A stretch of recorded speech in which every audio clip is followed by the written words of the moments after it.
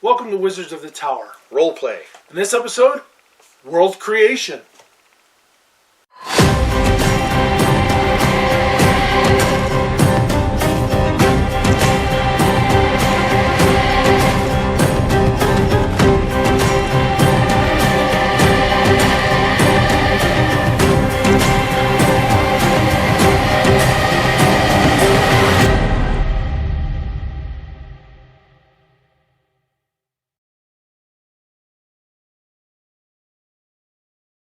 Welcome to Wizards of the Tower. Roleplay. In this episode, world creation. I'm Delaney. And I'm Tom. I've been DMing since 1979 and playing since 1979. I have never DM'd, so count me lucky. Now, what are we going to talk about this time? So, a long time ago, I actually put together a sheet here, which I've got in front of us, Okay. which dealt with world creation for your adventuring. Okay. For your campaigns, or for your fantasy world, or sci-fi world, or horror world, if you wanted to take it off of a non-Earth. Okay. Now, it looks like what you've done is you've broken it up into bullet points. Oh, yeah. Which is kind of the way, when we talk about in most meetings nowadays, and especially at work or things are broken down into headings, subheadings, and bullet points, that kind of thing. So let's start at the very top. How do you actually start? Well, first off, I'm gonna give part of this credit to this sheet to a guy that I used to game with a long time ago, Chuck Trinmeyer, who is passed away now. He passed away many years ago. He was a Vietnam vet and had a lot of medical issues. But Chuck gave me a lot of great ideas when it came to creating my world. Okay. So the first thing you really want to do when you have your world creation, is you want to first come up with an idea. Whether that idea is coming from a book you've read, or a TV show, or a movie, or music. Ronnie James Dio gives you some great ideas when it comes to great fantasy stuff. Yeah. And I think people would kind of argue a lot of times there were other bands, like fantasy-related bands that would talk about stuff. Not just Unleash the Archers. Unleash the Archers. But there's people who would say stuff like, Deep Purple or Yes or Led Zeppelin or Black Sabbath. Uriah Heep. Bands like that sort of, were... A lot of those, British bands took off from the writer Michael Moorcock. Yeah, and even a little bit of Tolkien. And Tolkien, yeah. Led Zeppelin, had that line in their song about having met a girl and Gollum snuck her away. Took her hair or something like that. Yeah. So there's there's Tolkien-esque stuff in there too. So you start up with an idea then. Right. So you create your idea, and then from there you want to go in and create what kind of a culture is it going to be. Okay. Culture meaning, is it Celtic? Is it Finnish? Is it Norse? Is it African American? African? Is it South American, Aztec, Mayan? Is it going to be Oriental? Is it going to be a combination of all these things? So let's get the obvious question out of the way right here, because I know people are going to be thinking in their head, it's a fantasy culture. Why does it have to be those? I mean, look at John Carter of Mars. That's Martian. Correct. That's not even Earthling. Why does this culture have to be relatable, say, in an Earth sense? Why couldn't it be such an alien sort of culture like lizard men or flying squids or whatever, something like that? That's a great question. If you want to look at it in a Tolkien-esque view, Tolkien was a very European, very Scandinavian and Anglo-Saxon type. Yeah. Conan was actually kind of European with some African accents in there, and other races. Yeah.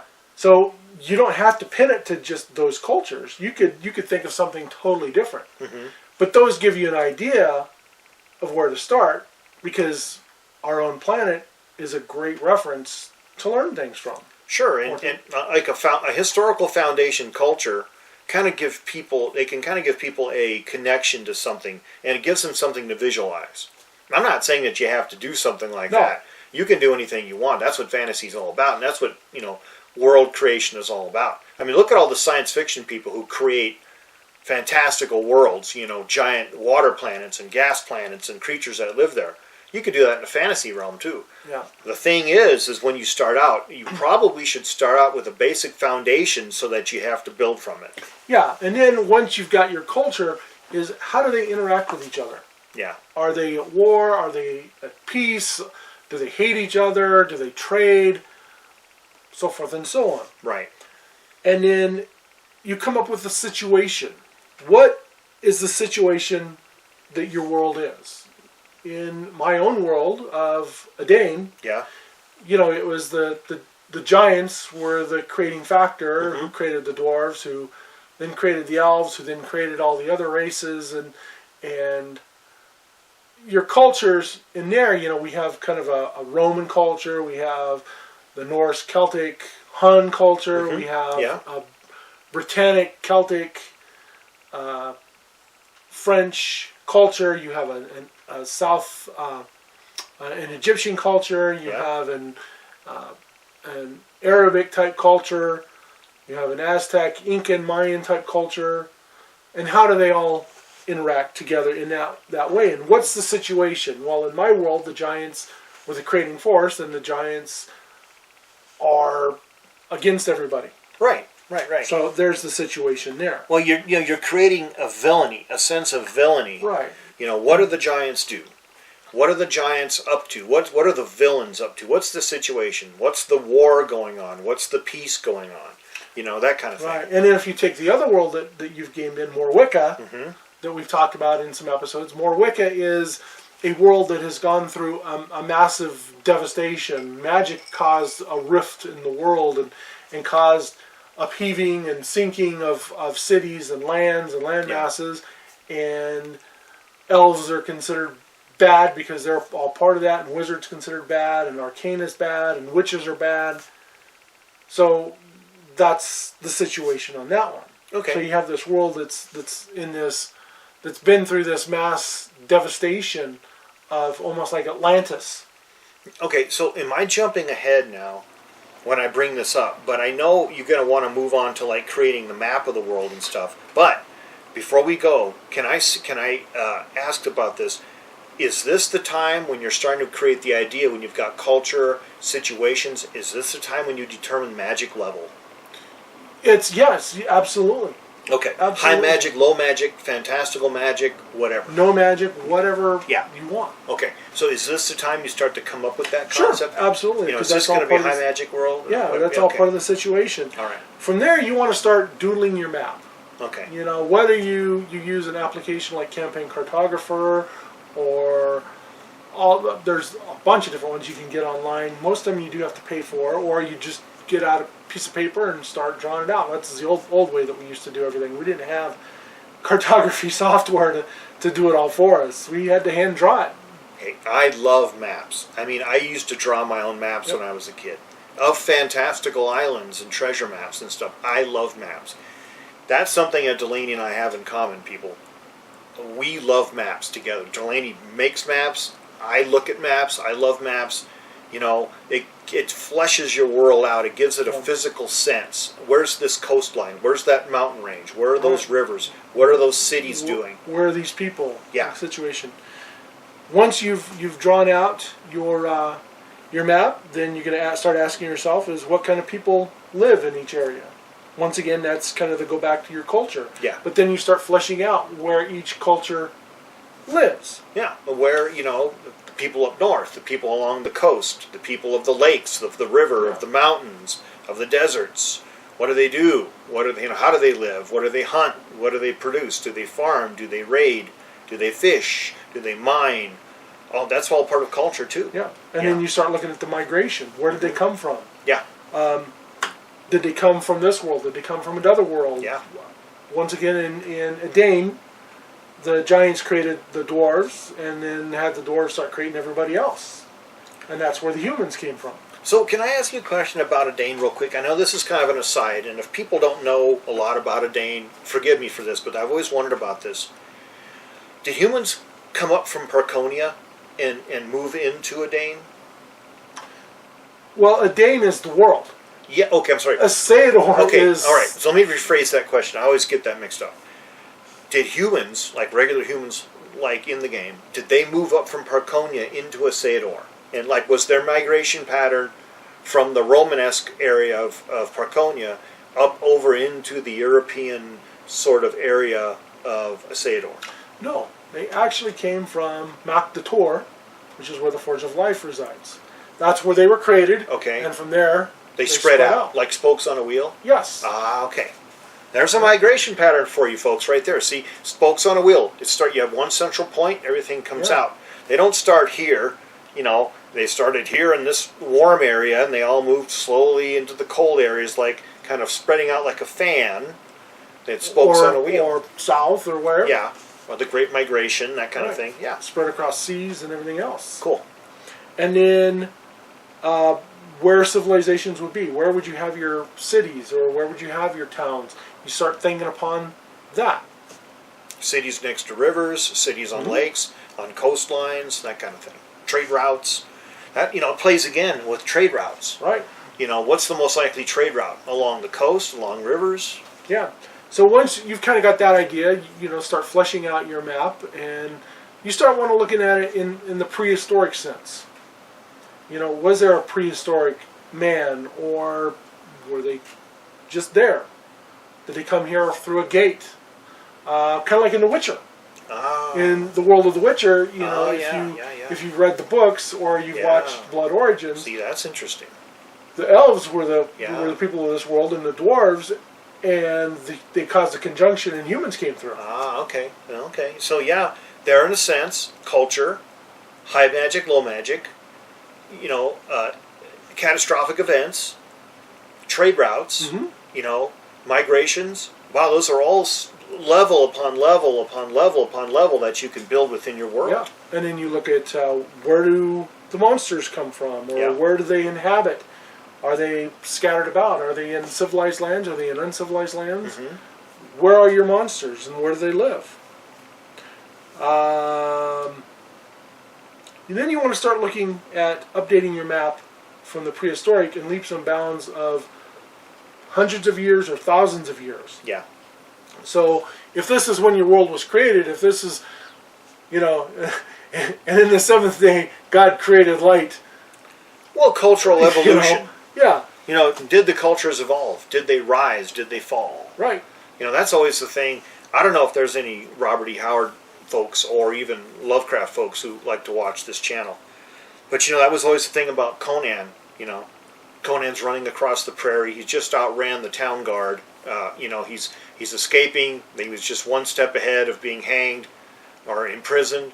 And off in the horizon is looks like a collapsed buildings or towers, and it's the ruins of an ancient civilization that people always said to stay away from.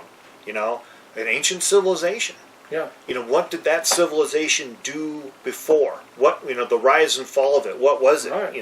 Right. And the migration of not just your humans, but your non-humans, your elves, your dwarves, your halflings, your gnomes, your orcs. Yeah. Whatever.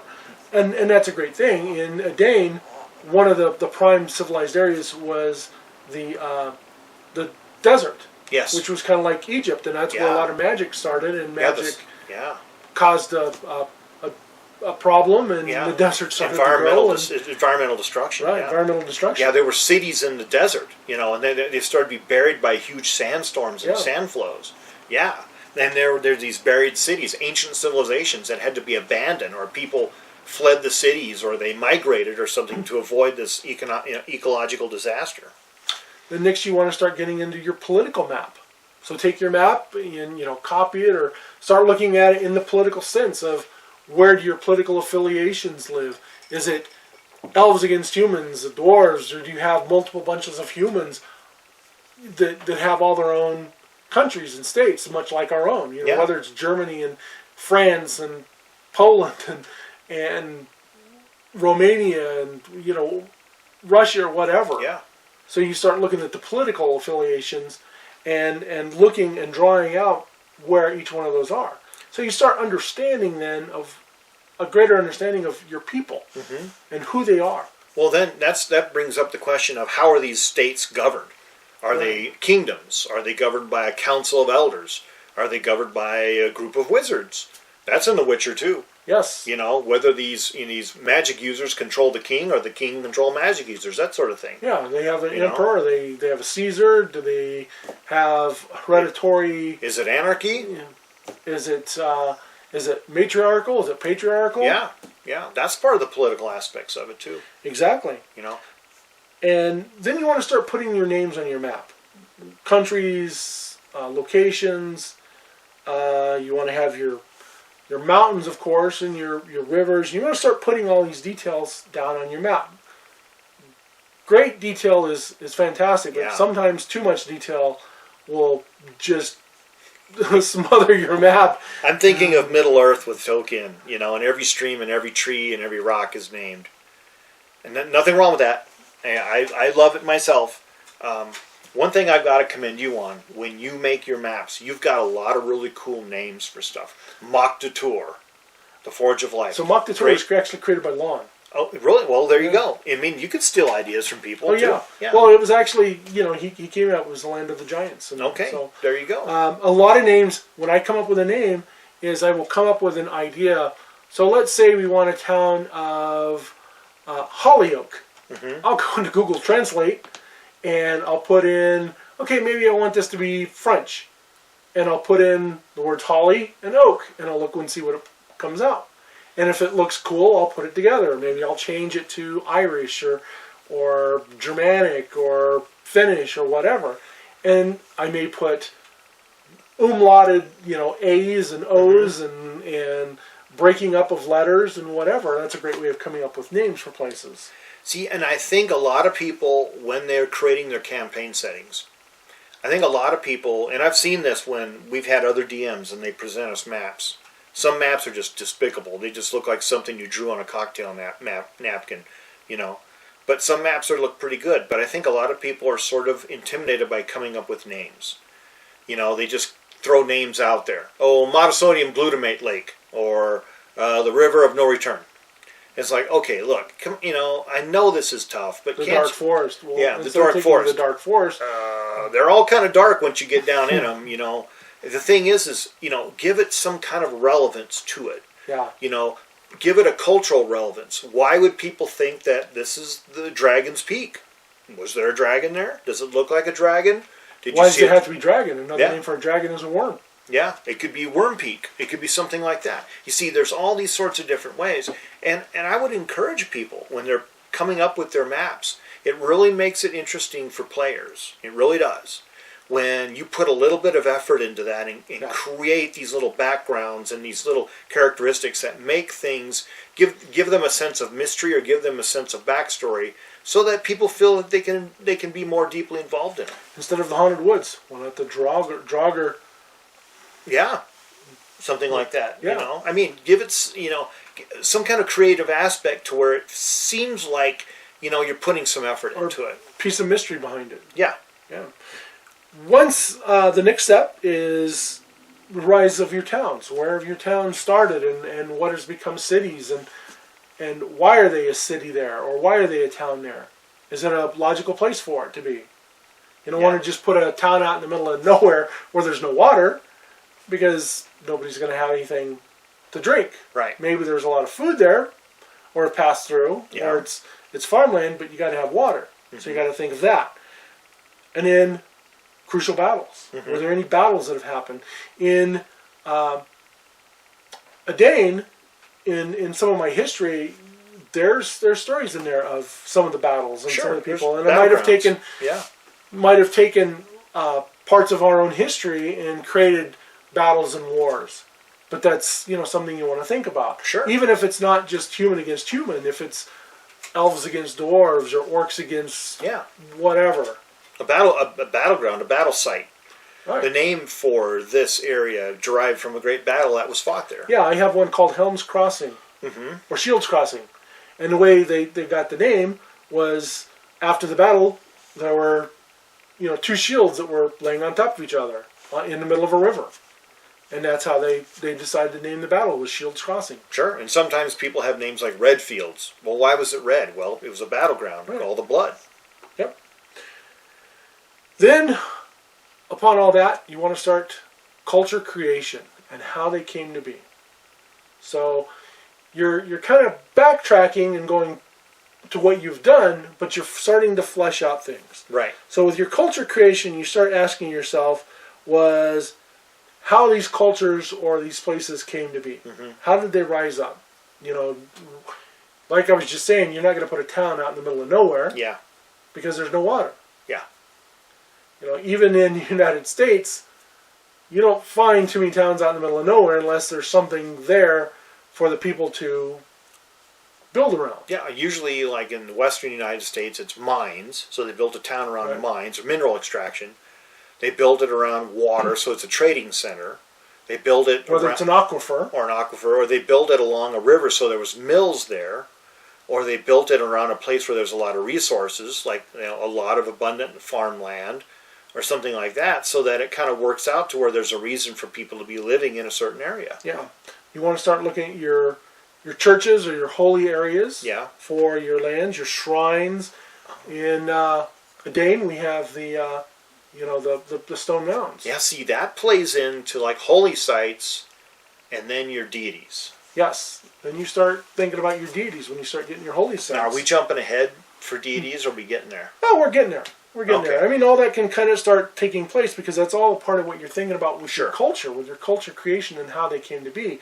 Who are their deities, and why do they worship them? How did they come to worship them? How did the deities even come about? Sure. And then you've got your cultural creation. So your holy sites, shrines, miracles. Where miracles might have happened. Sure. Or where there might be shrines for people to go visit, or holy places. And does that play into them religion types and deities? Yeah, once again, that place starts playing into your deities. You Okay. can start thinking about your deities and how you want your deities. Or if you want to just use the generic deities that are provided within the books that they have, whether it be the Pathfinder or the Dungeons and Dragons, or you want to use something from old mythology, Norse or Celtic or Native American, whatever you want. And Pathfinder has quite a bit of. They got an extensive list of different kind of deities. Yeah, tons of deities. And so does D&D. They've got their own. Just about any kind of role-playing game is going to probably have, some kind of a list of religious types or religious deities, stuff like that you can work off from. Deities don't have to be as detailed as, say, the Roman or Greek, because the Roman and Greek gods, there was a god for everything. Yeah. Absolutely everything.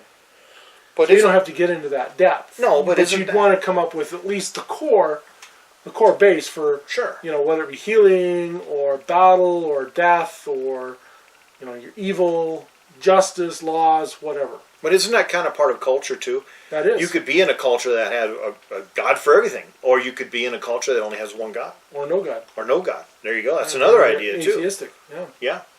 And then you want to start looking at your castles in your towns. Mm. You want to start building them up within your culture of creation. Okay. You've already started looking at where they would come from, but now you want to start building those up and start designing them. Fortresses and strongholds. Right. Ruins. Yeah. Oh, yeah. Oh, ruins. Ruins. Yeah. Where are the ruins? People. Great adventure spots. If they might have a dungeon, or they might be haunted, or abandoned ghost towns. Yeah, abandoned castles, fallen down temples, that sort of thing. That ends a sense of mystery then to just about everything. If you have a lot of ruins, and everybody knows when you play role-playing games like D&D and Pathfinder, ruins are great places for treasure and magic items that apparently people just left behind when they left. They left that wand of healing laying in the corner when they left. I don't know what happened. Yeah, or that the treasure that nobody has ever come and gotten. Yeah, whatever. Pretty weird. It's fun. The fourth step is start fleshing it all out. Yeah. You want to start fleshing out everything that's going on. So starting to draw smaller scale maps of things that are going on. Prominent castles, towns, rivers, mountains, and start naming them. We hit a little bit upon the names already. Yeah. How to come up with a name. Yeah. Or throwing a couple words together, or what's the prominent location. Whether it's, you use a name like Two Swords, or what's made there. You can use things like that. Yeah. And here's an idea. I might be getting this wrong, and it's been a long time since I had college German. But there's a difference between Borg and Berg. B-E-R-G or B-U-R-G. Berg means mountain. Borg means fortress. So, but you could use the word raven for both of those. Ravensberg, meaning Raven Mountain, or Ravensburg, meaning Raven Fortress. Yeah. See, that kind of thing, you could change that around a little bit to where you could have, different names for different places. Is this a mountain? Is it a fortress? Is it a city? Is it a river? What is it? And why would they, add a little bit of a raven thing on or a dragon thing on it, Exactly. Once you start getting your small-scale maps and you start coming up with your castles and towns and rivers and naming them, start thinking about the economy. What's the economy like? What do they grow here? What do they trade here? Are they manufacturing? Are they stone cutters? Are they lumber cutters? What are they doing here? Is there a mill there? Do they mill flour? Do they have weavers? Tanners? Coopers? Blacksmiths? Yeah. Women manufacturers? What do they have for their mercantile selling of items? What kind of items would they sell? Would they sell everything in a book, or would they sell the basic things that a small village would need?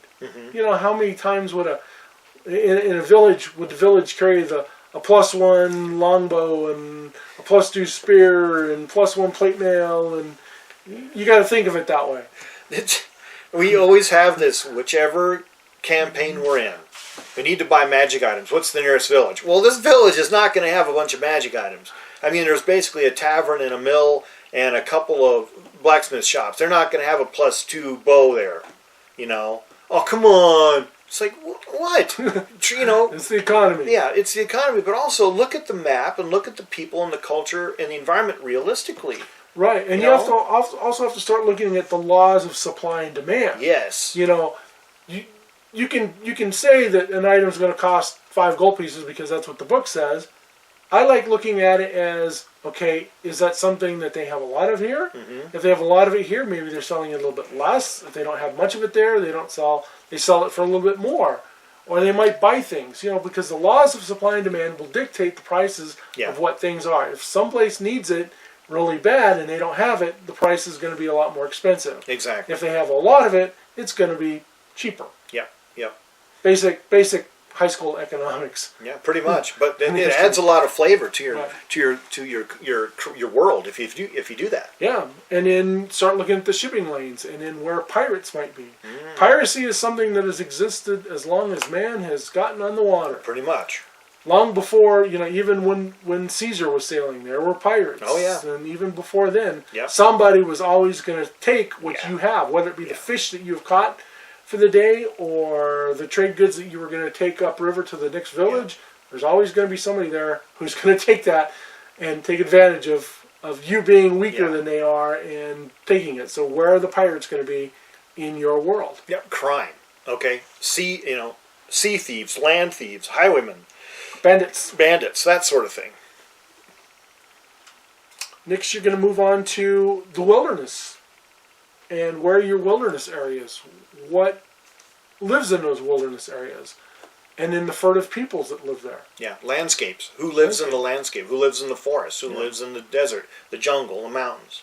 You want to start looking at your universities. Where are the universities? Are they in every town? Or are they only in certain towns? In times of old, not every place had a university. You had to travel a long way to go.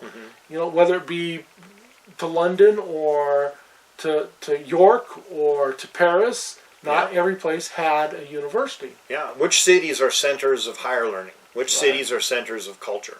Right. And then who are the founders of those universities or those places of learning? And are they great peoples? Are they wizards? Are they clerics? Were they fighters? What were they?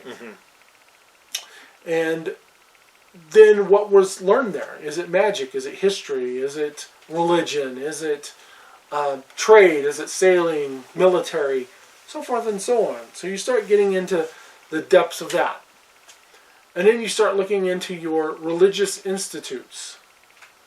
Are these high places of a lot of clerics and what is offered there?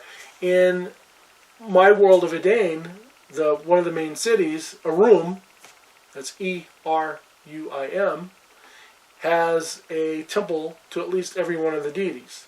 Yeah, the temple. Yeah, the big cities have temples to the different deities and gods. How big they are, that kind of dictates on how many people worship there. Yeah, and what can be found in the temples? Well, priests, typically, acolytes, centers of learning. Well, you want to learn about this spell, you'll have to go to that temple to talk to those priests who might be able to enlighten you a little more about this certain spell. This magic item, well, this dagger. Well, this dagger, gosh, it doesn't look evil, but it seems to compel people to fiddle with it all the time, What to do with it? Well, take it to this temple. Talk to that priest. Maybe that priest has an idea about, there's a legend and lore about that magic item. That kind of, all that stuff can add all these cultural layers, of mystery and intrigue. And it can lead you down all these different pathways for different sorts of adventures, too. Yeah. Well, with that, I think we're going to end this episode of Wizards of the Tower, Roleplay, World Creation, Part 1. Yeah. It's a long, in-depth subject, so we decided to break it up into 2 parts. Yeah, we had to because there's so much to talk about. So with that, we hope all your adventures are epic. And keep on rolling, folks. Thank you, and don't forget to like, share, and subscribe.